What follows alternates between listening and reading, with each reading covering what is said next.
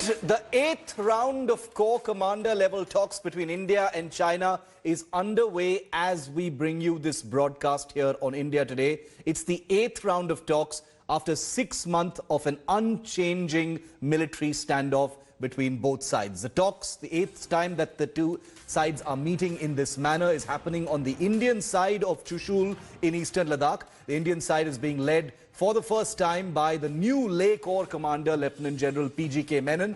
India has been firm and is firm now that China has to revert to a status quo ante of April 2020. That means a process of complete disengagement and de-escalation at China's initiative. Till date, 7 rounds of talks have taken place, but no breakthrough, not a single breakthrough has been achieved on the disengagement of troops from the friction points in eastern Ladakh in any meaningful manner.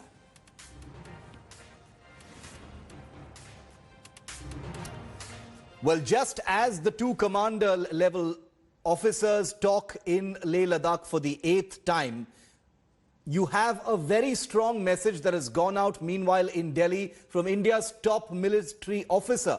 Chief of the Defence Staff, General Bipin Rawat, has put out an unambiguously stern message to China, and it comes right at the time when the talks are going on, so it's pretty unusually timed.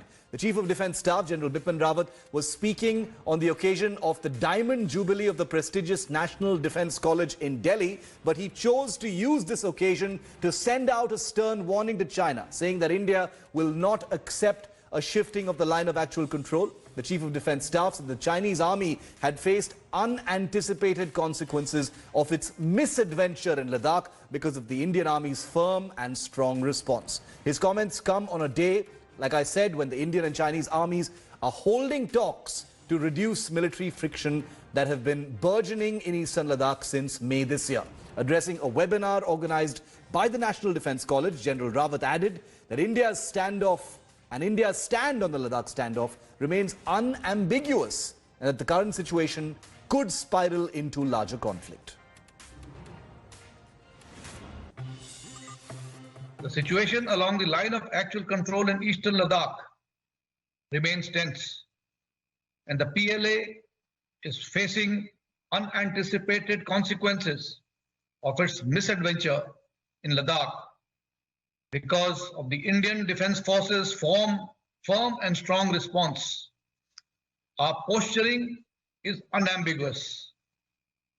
We will not accept any shifting of the line of actual control.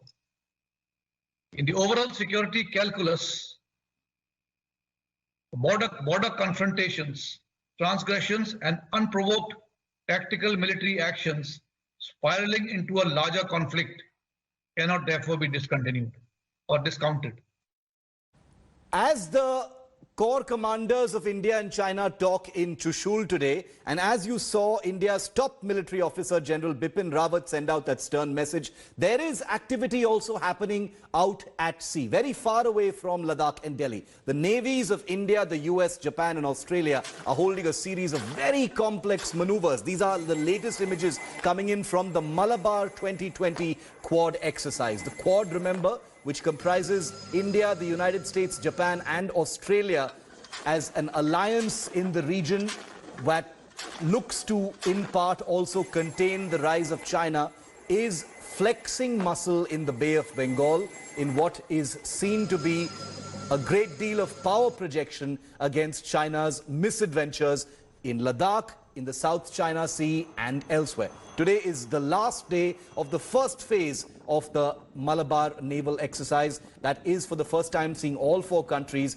participate as full participants with warships and aircraft. This exercise is seen as a prelude to future military cooperation among these 4 democracies, the Quad or Quadrennial Coalition, Quadrilateral Coalition. A weapon firing sequence was performed on day 3, as you can see. This was a gunnery exercise that you're looking at from out off the coast of Visakhapatnam in the Bay of Bengal. The evolving situation in the Indo-Pacific region in the wake of China's increasing military muscle flexing has become a major talking point among leading global powers. The US has been favoring making Quad a security architecture to check China's growing assertiveness.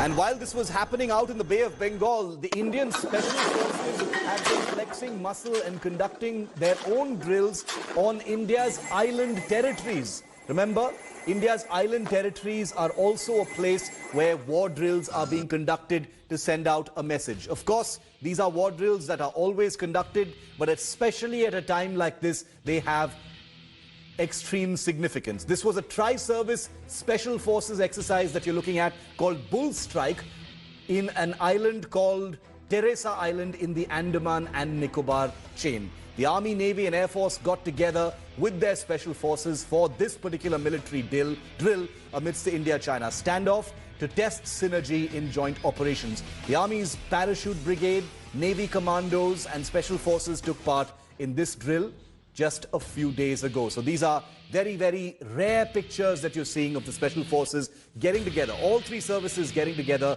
for an island mission. As part of the exercise, troops were mobilized for amphibious landing in close coordination with the paradrop, like you can see, of special forces from Indian Air Force aircraft. A lot of tactics, a lot of maneuvers, all of them with aggressive intent and to hone war doctrines.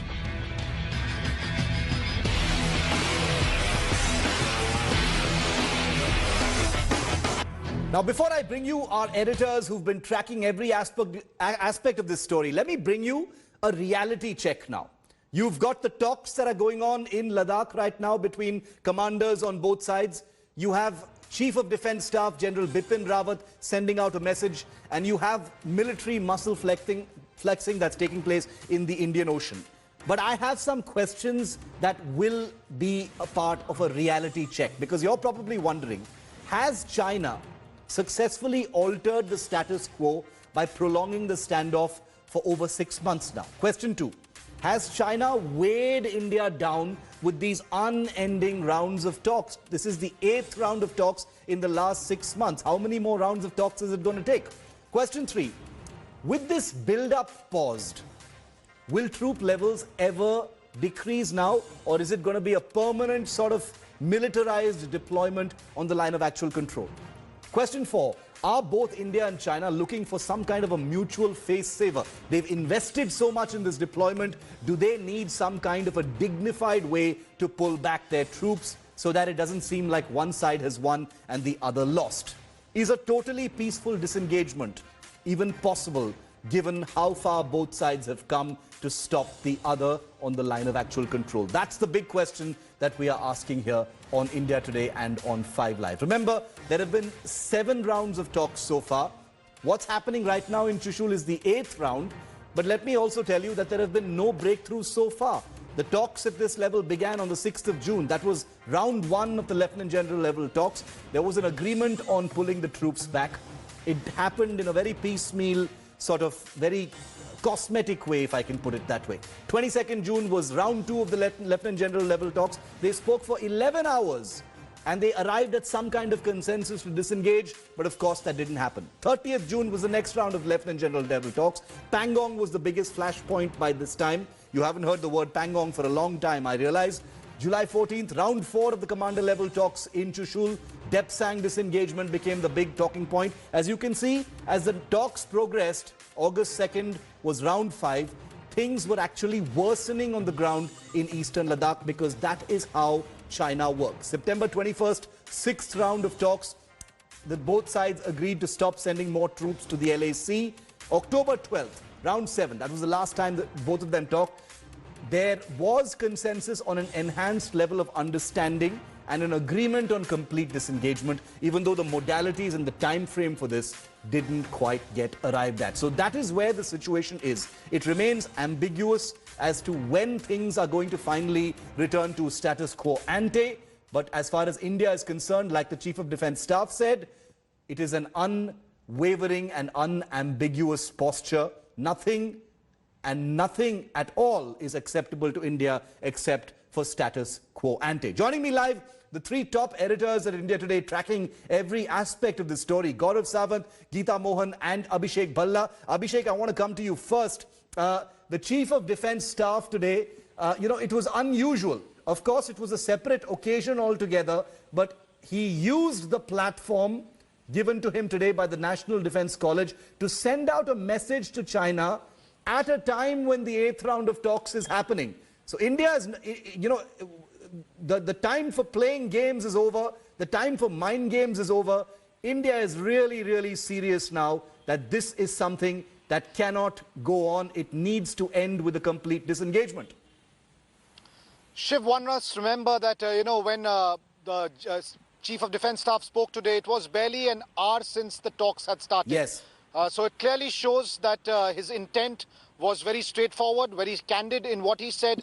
And also another important point, the audience that he was addressing were not just Indian officials, there were international participants as well, yes, who are part of the National Defence College.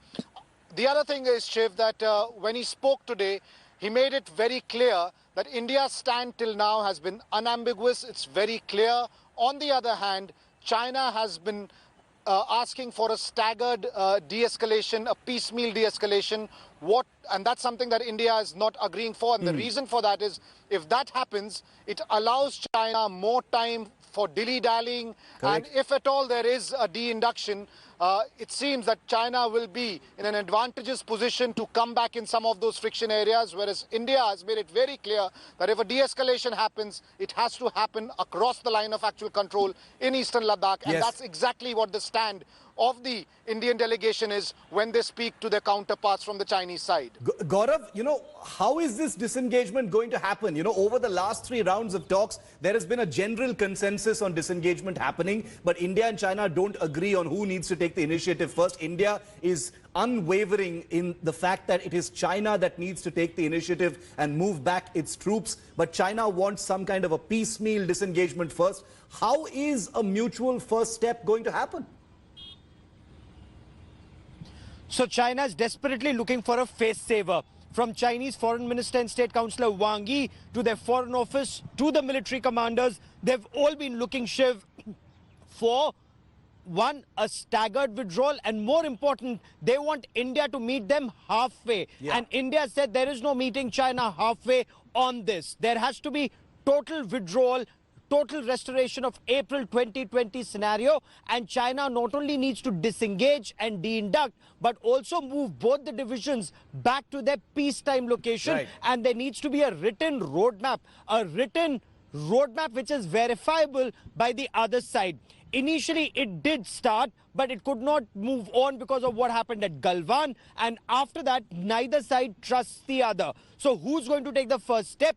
India has told China that it needs to take demonstrable action. Now, China suggested that India moves back some of its tanks, some of its artillery, some of the aircraft as a confidence-building measure. But as Abhishek very rightly pointed out, it's very easy for China to move in their troops. It's more difficult for us to bring our troops to those locations once again. So since the Chinese came first, they withdraw first. And India is very clear about that. In case they don't, then both sides are here for the long haul. Incidentally, Shiv, it's more difficult for China to sustain itself at these altitudes. You were the first to report on that story about at least 4 to 5 daily casualties that the Chinese are facing. Not fatalities, but casualties at those altitudes. That number, Shiv, has now increased on the Chinese side. That number has increased on the Chinese side. We can confirm that here on 5 Live. Geeta, we do know that the External Affairs Ministry has had a representative involved in these talks for at least the last 2 rounds.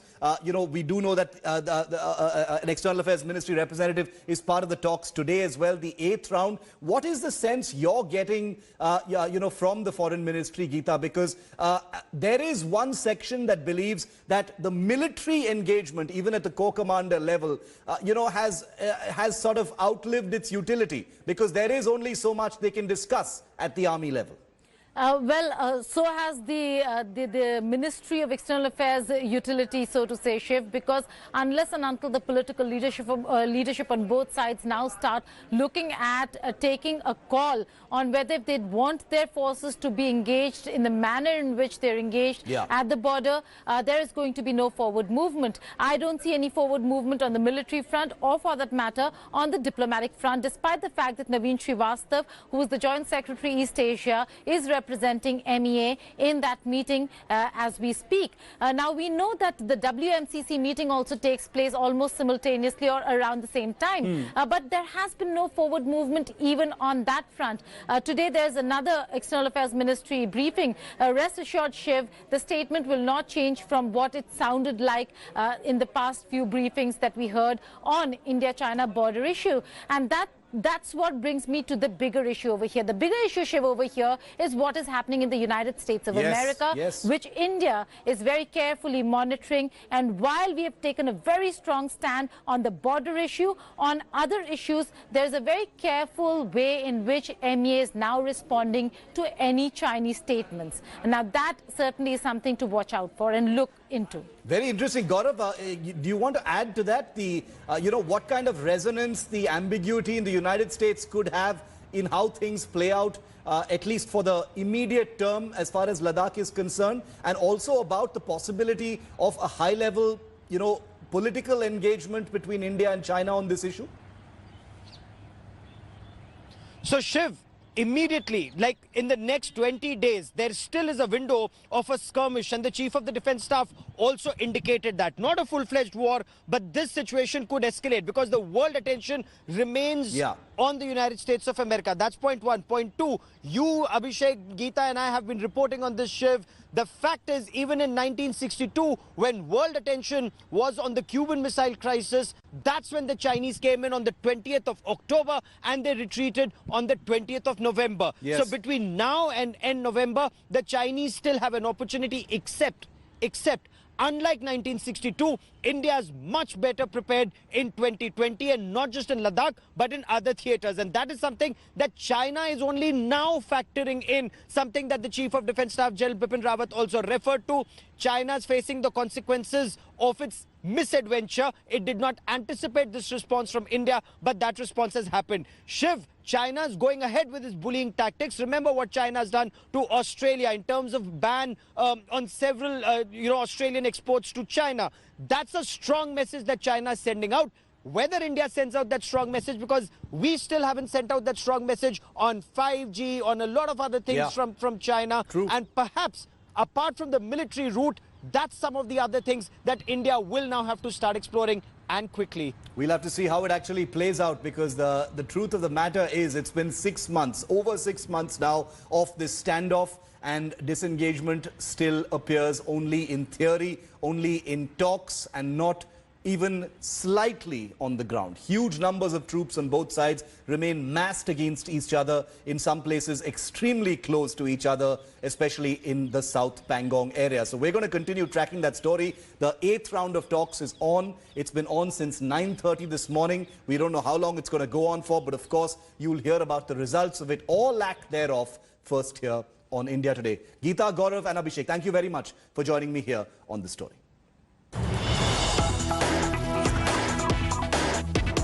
And we've got some breaking news coming in now on 5 Live. India will be summoning a Pakistani diplomat very shortly over Imran Khan government's decision to hand over the management of the Kartarpur Sahib to a Muslim body. Remember, the Imran Khan government 2 days ago had taken the preposterous decision of stripping management powers from a Sikh body in Pakistan and handing it to a completely Muslim body in Pakistan. India has already demanded that the Imran Khan government reverse this decision, and India will now be summoning a Pakistani diplomat to record its displeasure and opposition to this decision. Okay, quickly bringing Geeta back in for a quick question on this. Geeta, a very, very emotive story that's playing out. The External Affairs Ministry has already, recorded its opposition, and now it appears that a diplomat from the Pakistan High Commission is to be summoned for this. Well, Shiv, when they started proposing, when the Indian side proposed Kartarpur Sahib, when Pakistan spoke of Kartarpur Sahib, it was all to ensure that there is the sentiments, religious sentiments of the Sikh community is respected. But instead, what India always feared is what Pakistan is now up to. India has always feared that they're going to use Kartarpur Sahib corridor for their own self-interests and to fan communal, or for that matter anti-India movements, and that's what this entire project for Pakistan and Pakistani authorities has been all about. Now moving it from the Sikh community, a Sikh organization, to the Evacuee Property Trust Board, which was meant to be for all Indians who had migrated to India from Pakistan, certainly shows that it is now completely under Pakistan control, yes. Pakistani authorities, and that is something that India is not going to accept, because it was supposed to be under a religious body. It was supposed to be for the Sikh community, with Pakistani authorities taking control of the Gurudwara. This would mean trouble for India. Thanks, Geeta, for getting us an update on that. We'll keep a watch on that developing story. Coming up next, so staying with 5 Live with me, Shiv Arur. The big political flashpoint that we're tracking now is happening in Tamil Nadu, where the BJP is on a collision course with its own ally, the ruling AIA-DMK. The BJP's Vetrivel Yatra has added to strain in its ties with its own ally. The Tamil Nadu government has denied permission for the month-long program. BJP workers left for Tiruteni to launch the Vetrivel Yatra. When the state police tried to stop the procession, BJP leaders created a ruckus, broke barricades and reached Tiruteni. BJP leaders, including Party General Secretary C.T. Ravi, have been detained by the police for conducting a public gathering without permission. The BJP has threatened to protest if the AIA-DMK halts its processions. Slamming its ally in an unusual twist of politics, the BJP says that schools and liquor shops are allowed to reopen in the state, but the EPS government has denied the BJP permission to carry out a religious yatra. On Thursday, the EPS government decided against issuing permission for the entire tour in view of COVID-19 restrictions. Opposition parties had also insisted that the AIA-DMK government not permit the yatra. Raviji, you have successfully completed your yatra. What is your next move? It's going on all over the Tamil Nadu. When is the next yatra scheduled? Our state party unit, they will take a decision. And sir, this entire yatra did not have a permission to go for. So you have gone against the law in certain way, right? Already Lord Murugan, he has given the permission. His permission only, we are going to yatra. Sir, but This is our fundamental. the country is facing a pandemic, and we are in a COVID-19 situation. This pandemic, Bihar election is going on, and all DMK and their allies, they are protesting against the government. The Tamil Nadu government, they are giving the permission to them. So the Veil Yatra will go on December 6th, you will conclude it? Sure. This yatra will continuously going on. Thank you, sir. When children can go to school, play, touch each other, when state government is thinking on those lines, their argument that because of the second wave of corona, this yatra is not allowed, is not valid. I don't think that there is any valid reason in preventing this yatra. Anyhow, if it is allowed, it will be yatra. If it is not allowed, it will be agitation. But the message would certainly reach the people. BJP is a growing force. And we will be proving it during the yatra or agitation. Now, here are the reasons why the ruling AIA-DMK said no to authorizing the BJP's Vetrivel Yatra. Processions like the Veil Yatra can lead to COVID-19 spread, said the government. For public safety, permission for the yatra is being denied. We request the BJP not to insist on the yatra. Remember, this is one ally talking to the other. The BJP will be welcomed more if they chose people's welfare, said the EPS government. This was a statement given by AIA-DMK Minister D. Jayakumar. This was right on the back of that permission not being granted. Akshaya Nath is with me live from Tirutani in Tamil Nadu. This is the place where there is a famous Murugan temple from where the Vetrivel Yatra was supposed to kick off, where it in fact did kick off without permission, and therefore it has led to this huge political ruckus between the allies. Akshaya, what is the current situation? When we spoke last, there was a great deal of scuffling between BJP members and the police there in Tirutani. What's the current situation?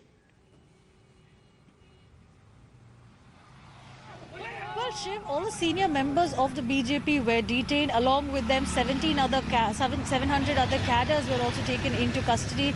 And all these people were detained in a nearby marriage hall. And later we had seen that C.T. Ravi was let off. He has been coming back to the Chennai city and he's on his way. And meanwhile, we're seeing that, the BJP had conducted this as a show of strength. In fact, when L. Murugan, the state president of the BJP, as well as H. Raja, the former national secretary, when all these people were talking, they were insisting on a point that they're trying to drive a message. The message is that the Hindu community will stand united. They will not take anybody oppressing the women members of the community or against anybody talking ill about Lord Muruga. These were instances that had happened in the last couple of months in the state. Allegations against Tol Tiruvavallamal talking ill about Manusmriti, and later about, the Karpura Kutam who had spoken ill about Lord Muruga. These were the context of the kind of yatra that they had scheduled today.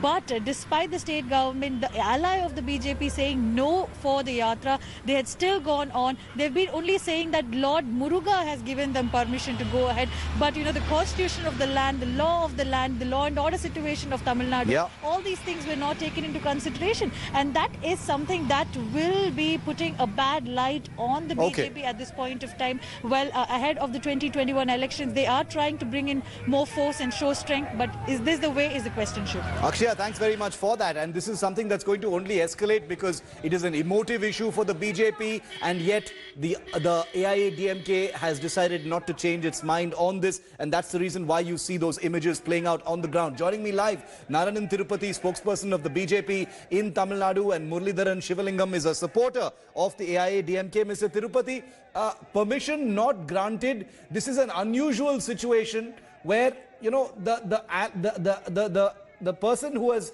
the entity that has denied you permission is your own ally. They have taken everything into account and they have said this is not the time to do this kind of a yatra. So why is the BJP continuing with it? No, why the BJP is continuing with this is the last 1.5 years or 2 years, the DMK and its allies were literally, they are doing a lot of sins, a lot of bad things about Hindutva. They are talking very bad about Hindu women, and they are abusing Hindu women, abusing Hindu religion, etc., etc. It has been a regular feature. And we have been condemning, but the AIADMK government did not take any action. So we thought we should go to the public and say that DMK and its allies are trying to create a law and order problem, communal problem, and they are trying to provoke Hindus by, demeaning, by degrading, abusing Hindu women and Hindu religion, Hindu goddesses. But Mr. Tirupati, the reasons for the permission being denied are COVID-19. They don't appear to be political. These are, this was the Vetrivel Yatra involves large crowds, big processions, and that is the reason why the permission has been denied, says your ally. That is wrong, because Tamil Nadu is seeing a lot of programs, protests every day by DMK also. DMK had more than 3,000, 4,000 people in Chennai. Even your same Akshaya would have reported, you would have seen, and I think you would have debated. And the AIADMK for that, even they have meetings. And when Mr. Edappadi Palaniswamy was declared as the chief ministerial candidate, there was a huge crowd in front of AIADMK office, which you also know. And every day they are. Then Mr. Tirupati, I'm curious. Then I'm very curious to know what is your perception of why the permission has been denied, because after all, this is your own ally. I can understand if if some opposing party had denied permission, I can understand. This is your own ally that has denied this permission. That's what even I'm surprised. It is unfortunate because the opposition, they are afraid that BJP is getting strengthened, and if they go to the streets, if they go to the villages and tell that DMK is an anti-Hindu party and its alliance, anti-Hindu alliance, what they have been doing. They have been talking about this Manu Smriti, which was written by Wendy Doniger, not the original one, and also the Kartarpur Kutam, which abused Hindu women, Lord Muruga, etc. Okay, so these people are afraid that we will be strong. But I am really surprised why this AIDMK government has succumbed to the pressure by the opposition parties. Muralidharan Shivalingam, bringing you in, the BJP says it is confused about why this permission has been denied, and Mr. Tirupati goes as far as to say that the AIADMK is under pressure from the opposition to deny this permission. Not at all, Shiv. I think they got it wrong. Whatever Mr. Narayan Tirupati said about the demeaning of Kandasasti Kavasam, then whatever Mr. Tirumalavan did with the Hindu women quoting the Manusmriti, all this is true. Yes, the BJP is seeing traction for the first time in the state that they are getting support from the Hindu groups. They are able to unite the Hindu. There's no doubt about it. But the problem here is it's bad timing. It's pandemic time. So that's one. Second, this is not a protest or a demonstration standing in one place. This is a yatra which is going to go across various districts or states. Now, what will happen in such situations? There's always a possibility of a communal disharmony. And people are getting agitated on either side with their sentiments being pushed. So that could lead to, some communal riots. That's what the ADMK fears, and that's the reason they are holding them back. Okay, so it's wrong timing. Okay, so that there's another angle to it, Mr. Tirupati. You've got another answer from Mr. Shivalingam. He says it's not just COVID-19 fears, but it's also the possibility of communal polarization and whipping up communal sentiments. Respond to that. No, Steve. See, actually, that's what I said. These people are trying to disturb the communal harmony by unnecessarily targeting Hindus, by demeaning, degrading, abusing Hindus. Tirumalavan said that Wendy Doniger's, after that Wendy Doniger's book, that all Hindu women are prostitutes. That is what Tirumalavan said. But neither the DMK nor the Congress came for the rescue of Hindu women. But we are really worried. In fact, Tirumalavan should have been arrested. And Mr. Stalin should have been arrested by this AIDMK government. That is what we demanded. Exactly. But instead, now, when we are condemning and we are trying to expose this DMK and their allies, the AIDMK government is arresting our party leader, Mr. Murugan. That is what is surprising. That is unfortunate. Okay. No, but Mr. Shivalingam, flesh out what the AIADMK's concerns here are, because the elections are on in 6 months from now. And this has become a very public sort of divergence between the two allies. It doesn't look good in public for the two allies to disagree in this manner on an emotive issue. I think Mr. Narayan Tirupati himself answered it, saying that, yes, the people are agitated, the Lord Muruga has been demeaned, then the Hindu women are demeaned, and there is some kind of, agitation and, anger among the Hindu crowd. Now, yatra like this, that can trigger off. All you need is somebody to pelt one stone, and the whole thing can turn upside down. That's what the ADMK fears. ADMK understands the situation very clearly. There is anger, there's hatred between the non-Hindu groups as well as the Hindu group, and that can lead to anything. That's exactly what they don't want to, start right now. So you're saying, are you saying that the AIADMK believes that the BJP is on a quest to try and communalize? Because we know that the BJP hasn't made much of a political inroad in Tamil Nadu, and therefore, are you saying that 6 months before the elections, the BJP wants to try all things to create some kind of a mood in the state? I will not call it communalizing it, but I think their love for the religion. See, let's understand, that's been their card. The Hindu card has been their trump card across India. So they're trying to use it here. There's nothing to be shocked. But as a responsible government, should ADMK allow that to turn into a violence or riots is what we need to see. It's their stance. Respond to that. A responsible government, what should a responsible government do? It has to identify the rioters. It has to identify the culprits. It has to identify the black moles who will do all these things. And they have to find out who can spoil the society. So they should have made preventive arrest for this Yatra. No, whom they think are the point is, irresponsible and they will create Mr. problem. Tirupati, I have to ask one thing though. A government should not say that you will have problem, don't go. Is that the way? Mr. Tirupati, you know, keeping the politics aside, keeping all the dynamics of the politics aside in Tamil Nadu before the elections, I have a very simple question that many in the public will also be asking. Isn't it also the state government's responsibility to ensure that, you know, COVID-19 norms and law and order is taken care of at a time when there are all these other national norms in place, and especially at a time before elections? Wouldn't you give them that much? Yes, Shiv, but that is why we said, instead of making people to come to us in a huge gathering, lakhs and lakhs of people in a district headquarters or five district joined together. So you're saying that the government is being hypocritical about the rules? We will go to the villages. We will meet the people. How will Corona will come? When Corona cannot come in Saidapet, where DMK had more than 5,000 people, or when Corona cannot come in Avai Shanmugam Salai, when Mr. Edapadi Palaniswamy was announced as the chief presidential candidate. In my personal view, gatherings of all kinds should be banned. Gatherings of all kinds should be banned until COVID is removed. Pandemic will come in BJP's protest. I don't understand. Muralidharan, the allegation is that the AIADMK is being selective as far as COVID-19 norms and law and order is concerned and crowds are concerned. They say that you've banned this Yatra, but you're not banning community meetings and, political rallies by the AIADMK. No, not at all. See, whether if it's a DMK gathering or whatever, they have nothing to really feel angry about. Today, in the Hindu situation, in a scenario like where Kandasasti custom has been demeaned and the dig at Hindu women, now this is a triggering point, and a lot of people are angry. You can see that in social media. Yeah, you don't have to go here and there.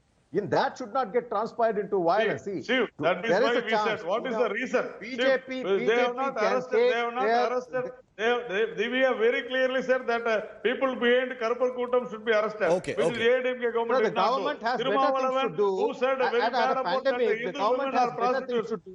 And the economy is down. Okay. The economy is utmost importance right strange. now. And not these, I'm out of time. I'm out of time, Mr. Shivalingam and Mr. Tirupati. Thank you for joining me, but I am still confused about, how this is going to play out. Because many BJP leaders have been detained by the police under its own ally in Tamil Nadu. There are elections coming up. It's an emotive issue. Is there any kind of mutual disengagement possible, between the two allies? Because this is not just a flash in the pan issue. The Vetrivel Yatra is a highly respected ritual. So how is this going to disengage? One will have to wait and see. Thank you, gentlemen, for joining me on this discussion.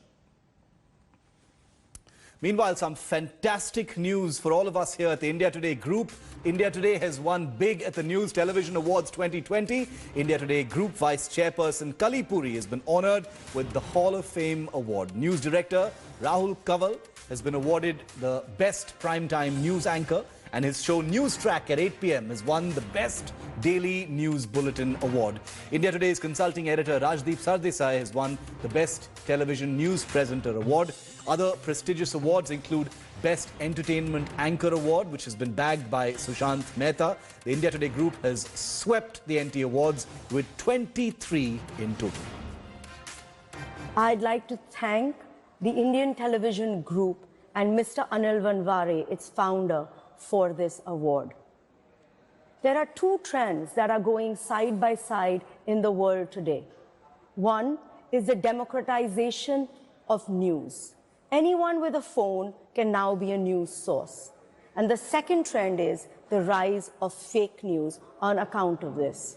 Though we totally welcome the trend which has made the news process so inclusive, we have a very important role as media now, not just to break news, but to constantly bust fake news.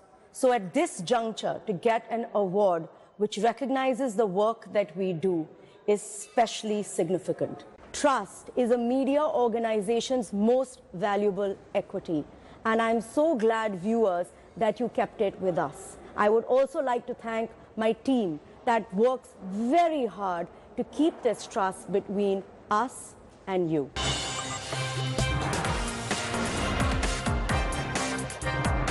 Hello everyone, this is Rahul Kamal here. Hope you enjoyed this video.